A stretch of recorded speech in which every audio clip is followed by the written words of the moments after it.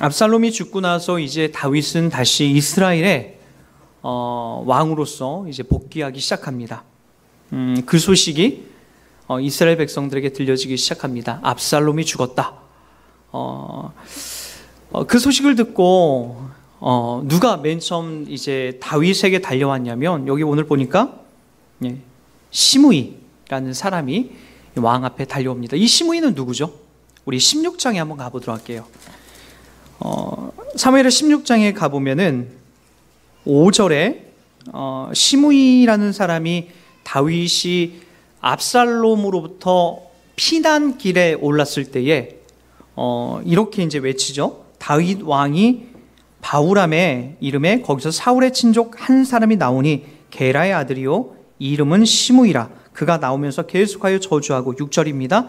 또 다윗과 다윗 왕의 모든 신하들을 향하여 돌을 던지니 그때의 모든 백성과 용사들은 다 왕의 좌우에 있었더라. 시므이가 저주하는 가운데 이와 같이 말하니라. 피를 흘린 자여, 사악한 자여, 가거라 가거라. 사울의 족속의 모든 피를 여호와께서 내게로 돌리셨도다.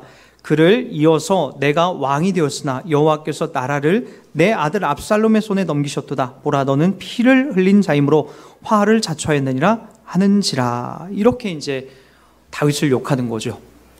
이 장면은 아주 인상 깊은 장면입니다. 다윗이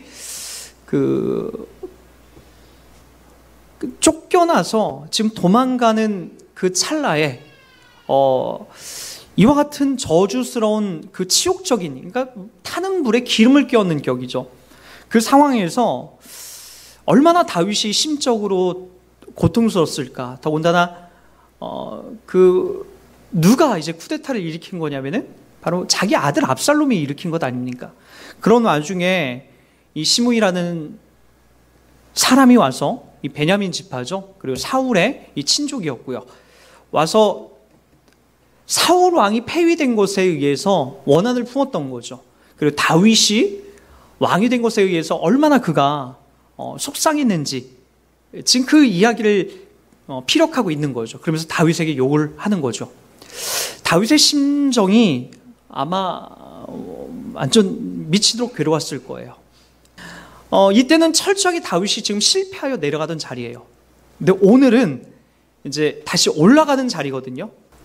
힘을 잃었을 때에도, 그리고 힘을 다시 쟁취하여 다시 왕위로 올라가는 그 자리에서도 여전히 다윗은 자기에게 저주를 퍼붓고 치욕으로 삼았던 그 자리에서 악을 악으로, 칼을 칼로 갚지 않습니다. 여러분, 이 자리가 왜 이렇게 되었을까요? 그것이 우리를 늘 궁금하게 하는 자리가 되는 거죠. 다윗은 도대체 어떻게 이런 자리로 이렇게 부름받게 되었을까요? 여러분, 다윗의 처음 등장 여러분 다 아시죠? 블레셋의 그 골리앗이 등장하여서 이스라엘을 모욕하고 하나님을 모욕할 때 그가 물맷돌 5개로 그 중에 하나로만 골리앗을 때려 눕혔던 사건을 우리는 다 기억할 겁니다.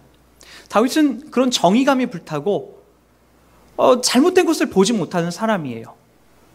그런데 이쯤에 와서 그가 산전수전을 다 겪고 나서는 지금 자기를 저주하고 그리고 자기를 고통스럽게 한 사람을 향해서 여전히 자비와 긍휼을 베풀어냅니다. 다윗은 도대체 무엇이 그를 그렇게 바꿔놨을까요? 우리 이 본문을 좀 이해하려면 우리가 다시 한번 사무엘하 우리 한번 6장으로 한번 가보도록, 7장으로 한번 가보도록 하겠습니다. 7장 14절부터 16절까지 한번 보도록 하겠습니다.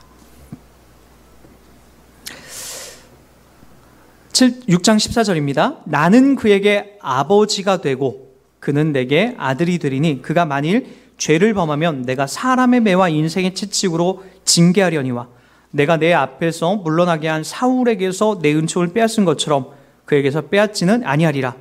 내 집과 내 나라가 내 앞에서 영원히 보존되고 내 왕위가 영원히 견고하리라 하셨다 하라.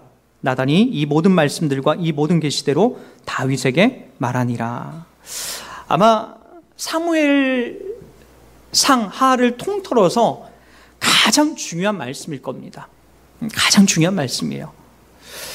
여러분 다 알다시피 다윗은 이 사건, 하나님께서 내려오셔서 하나님께서 지금 다윗과 맺은 이 언약 이후에 밧세바를 범합니다. 이것과 연결되는 아주 중요한 지점들이에요.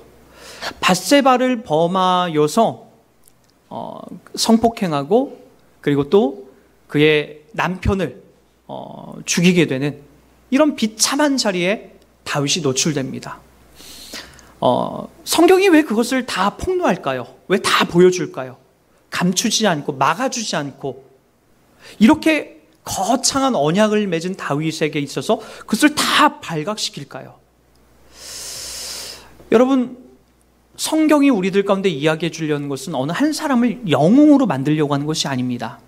하나님이 한 사람을 향하여서 구원하시고 하나님의 언약을 맺은 사람에게 얼마만큼 깊이 일하시고 있는가를 보여주고 있는 거죠. 다윗은 밧세바를 범하고 우리아를 죽인 그 사건이 다윗의 인생 속의 실체, 자기 자신의 진심이었을 겁니다. 실수가 아니에요. 진심이에요. 그것이 다윗이었고 다윗의 전부였습니다. 하나님이 이와 같은 언약을 맺어주지 않았다면 다윗은 그 자리에서 율법에 의해서 죽어야 되는 거죠. 이에는 이, 눈에는 눈, 그렇게 죽어야 정상이 됩니다. 그러나 하나님께서 오늘 밧세바를 범하기 전에 이 언약을 맺거든요. 그 전에 이 언약을 맺어주는 게 참 다행이에요. 뭐라고 얘기한다라고요? 다시 한번 천천히 보세요. 14절. 나는 그에게 뭐가 되고 아버지가 되고 그는 내게 아들이 되리니 그가 만일 죄를 범하면 내가 사람의 매와 인생의 채찍으로 징계하려니와. 정확하죠. 아버지가 되어주신답니다. 아저씨가 아니라 아버지가 되어주셔서 그를 어떻게 한다라고요? 그가 실수하고 잘못하면, 죄를 범하면 어떻게 한다라고요? 내가 사람의 매와 인생의 채찍으로 징계한다라고 얘기하고 있습니다. 이제는 하나님이 그렇게 하신답니다. 예전에는 사울이 범죄할 때마다 죽였지만 이제 하나님 죽이지 않고 아버지가 돼서 그를 길러 가신다라고 얘기합니다. 그런데 여러분 다 알다시피 아버지가 되어서 그 길러가는 지점이 밧세바를 범하고 우리아의 그 사건, 성폭행과 살인죄를 범한 그 사건 이후에 하나님이 어이구 내 새끼 하면서 예뻐 그래도 잘해서 감싸 돌지 않습니다. 어떻게 하시죠? 무섭게 하나님이 사람의 매와 인생의 채찍으로 징계합니다. 왜냐고요? 아버지이기 때문에 그렇습니다. 그 자리를 우린 계속해서 지금껏 배워왔습니다. 그 자리를 통하여서 다윗이 무엇을 배웠죠?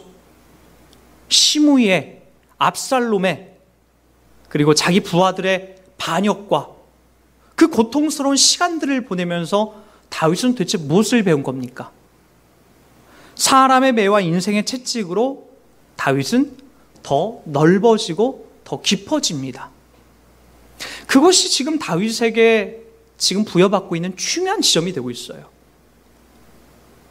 하나님께서 다윗을 살리시고 지켜나가시지만 그의 실수와 그의 죄 앞에서는 하나님이 두 눈 뜨고 그것을 곧이곧대로 보지 못하시죠.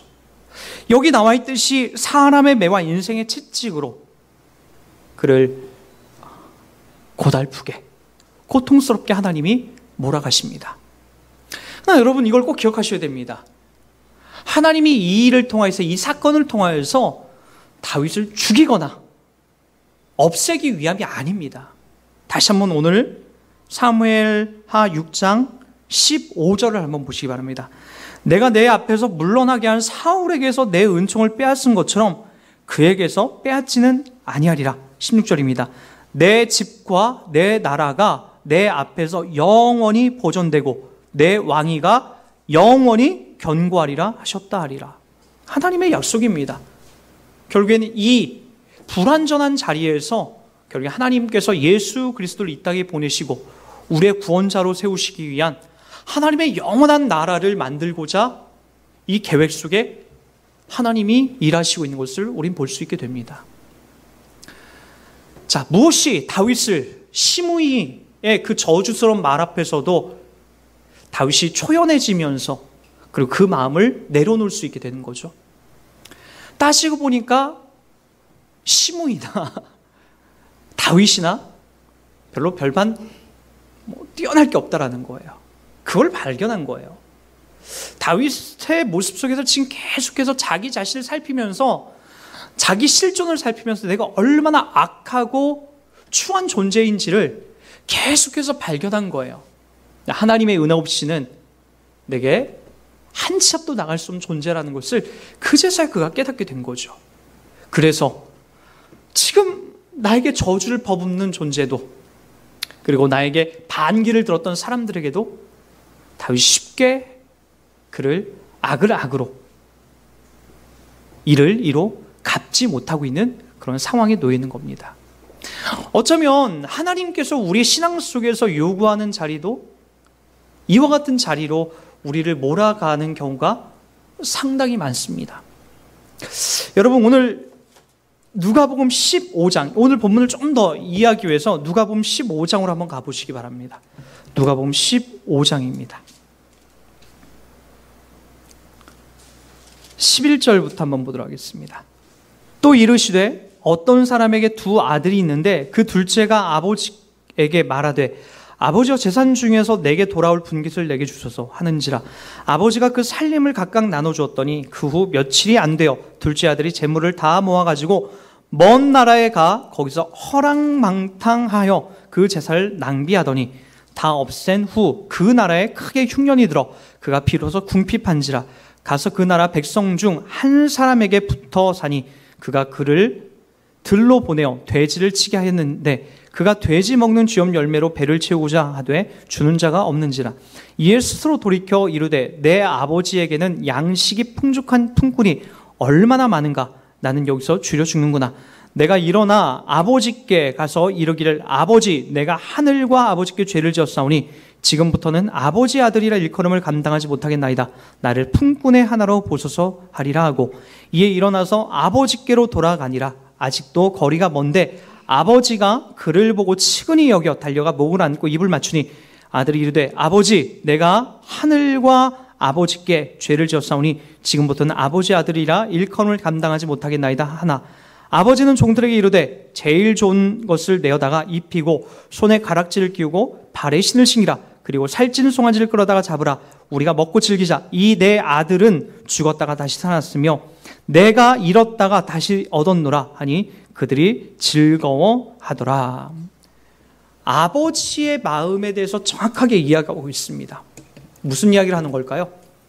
탕자의 입장에서는 아버지가 갖고 있는 돈만 있으면, 그것만 있으면 자기는 행복할 거라고 생각했어요.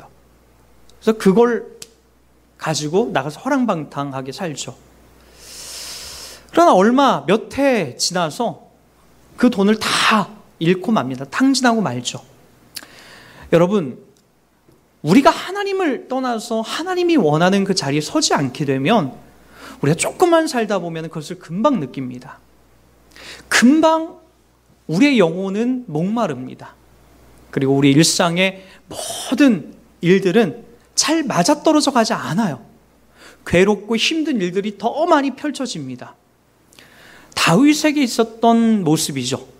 그가 하나님이 원하고 뜻하는 그 자리에 서지 않고 인간의 욕심과 야망을 채우는 곳에 밧세바와 우리아를 범하고 우리아를 죽이는 그 사건에 그가 노출되자 그가 큰 고통과 괴로움에 내려앉게 됩니다. 여러분, 오늘 탕자 이야기가 그 이야기를 얘기해 주지 않습니까? 우리가 하나님을 떠나서 내 욕심과 내 마음을 갖고 이 땅을 살다 보면은 우리는 그 자리가 얼마나 핍절한 자리인지 금방 느끼게 됩니다. 목사님, 제 주변의 친구들은 안 그러는데요. 안 그러죠. 하나님의 자녀가 아니기 때문에 그래요. 여러분들은요, 하나님의 자녀이기 때문에 그런 거예요. 여러분의 아버지가 누구라고요? 돌아가신 여러분의 엄마 아빠가 아니에요. 여러분 진짜 아버지는 누구예요? 저 하늘에서 여러분들의 일거수일투족을 다 보고 계신 우리의 아버지 하나님이죠. 그분께서 여러분들의 머리털도 다 세심받았고 여러분이 생각하는 생각과 마음의 모든 기준들을 다 확인하고 계시죠. 그래서 여러분들이 탕자처럼 잘못된 마음으로 이 땅을 살아갈 때마다 여러분 그 길을 우리가 떠나가면 얼마나 그 자리가 고통스럽고 괴로운지를 우린 금방 알게 된다는 겁니다.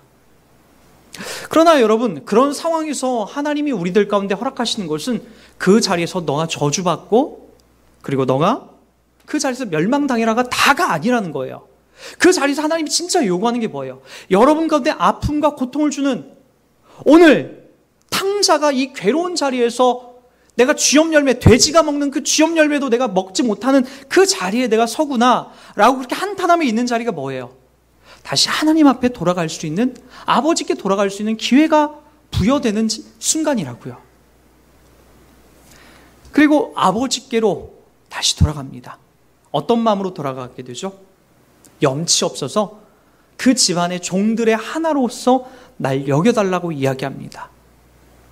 그런데 여기 20절에 보니까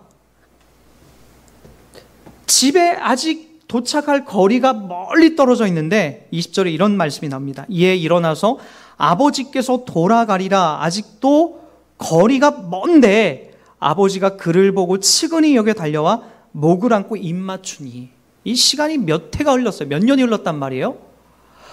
아마 이 모습을 보고 저 멀리서 아버지가 몇 년 동안 계속 바깥에 나와 있었던 거죠. 아버지가 갖고 있는 모든 시간과 모든 환경과 모든 상황을 다 내려놓고 아버지는 누구만 바라보고 있었습니까? 집 나간 탕자만 바라보고 있었다는 거죠. 그리고 집이 아직도 먼데 그 아버지가 내 아들인 것을 확신하고 뛰어가서 그를 안고 입 맞추고 그리고 그를 제일 좋은 옷으로 그리고 제일 좋은 또 신발을 금가락질 끼워서 그를 회복해내는 것을 볼 수가 있습니다. 탕자는요, 아버지의 종으로 지내겠습니다. 그렇게 이야기하고 있어요. 여러분, 하나님께서 지금 우리들 가운데 담아내고 있는 마음이 뭡니까? 고통과 힘든 자리를 걸으면서도 여전히 아버지 하나님은 우리를 기다리고 계시고 우리가 그 자리 하나님께로 그 원위치로 회복되어 돌아온 것을 언제나 지금도 바라고 계시다라는 거죠. 다윗은요, 그 지점으로 다시 흘러갑니다. 고통과 아픔과 그의 삶의 범죄로 인하여서 큰 혼란을 겪지만 다시 아버지께로 그가 돌아가서 회복되는 은혜를 누리게 됩니다. 그리고 그 과정의 여정 속에서 아버지의 사랑이 어떤 건지 깨닫고 본인이 얼마나 잘못되고 부족한 존재를 깨닫고 담아낸 게 뭐죠? 시므이에게 악을 악으로 갚지 않고 그를 긍휼과 자비로 상대해 줍니다. 오늘 여기 탕자도 가장 많이 바뀐 지점이 뭐죠? 뭐라고 얘기하죠? 그 전에는 아버지의 돈이나 내놓으셔. 아버지의 돈이나 좀 주셔. 이따 나중에 아버지 죽을 거잖아요. 그 죽으면 죽게 될 유산을 내게 주셔. 이 당시에 아버지가 새파랗게 뜨고 있는데 아버지의 유산을 달라라고 얘기하는 자리는 거의 죽여도 상관없는 자리예요. 불효자식이라고 해서 다 죽여야 되는 거예요. 아버지가 꼭 참고 재산을 내어줍니다. 그렇게 버릇 없었던, 그렇게 별 볼 일 없었던, 말 그대로 돌 맞아 죽어야 될 이 아들이 고통과 괴로움과 돼지도 먹지 않는, 돼지가 먹는 그 쥐염 열매도 제대로 먹지 못한 그 배고픔에 그 상황에 노출되어 돌아온 자리가 어떤 자리입니까? 아버지의 종으로 여겨주십시오. 감히 아버지의 아들이라고 내가 부르지도 못하겠습니다. 여러분, 때로는 우리가 저 밑바닥에 한번 갔다 오는 것도 나쁘지가 않아요. 여러분, 우리의 삶에 진짜 변화가 있고 깨달음이 있고 우리의 삶에 정말 과거와는 다른 어떤 성숙한 모습이 나기를 원한다면 하나님이 한 번은 다윗에게 우리아를, 밧세바를 범하는 그 사건을 하나님이 막아주지 않을 때도 있다는 거죠. 예전에 그 최일도 목사님, 바퍼 사역을 했던 588에서 창녀들을 돕고 그리고 그곳에 있는 노숙인들을 돕았던 최일도 목사님 여러분 다 아실 겁니다. 자식들이 그 목사님이 아무리 훌륭한 일을 하더라도 자식들은 부모 마음대로 잘 안 되는 것 같아요. 많이 이제 아버지에게 속을 썩이다가 어느 날 이 아들이 아버지한테 딱 와서 아버지 저 집을 나가야 되겠습니다. 도저히 가치관이 안 맞아서 아버지랑 같이 못 살겠습니다. 어머니랑 같이 못 살겠습니다. 그렇게 하고 가출을 하겠다라고 얘기를 합니다. 참 그래도 그렇게 통보를 했다는 거죠. 아버지가 걔를 붙잡고 가지마, 안 돼, 그렇게 한 것도 아니고 그래 가거라, 갔다 와라. 아버지는 그의 인생에 이제 더 큰 넓은 그림들을 봤던 거죠. 그렇게 쿨하게 아버지가 이제 보냈는데 얼마 안 있다 이제 돌아온 거죠. 새 사람이 되어서 돌아왔답니다.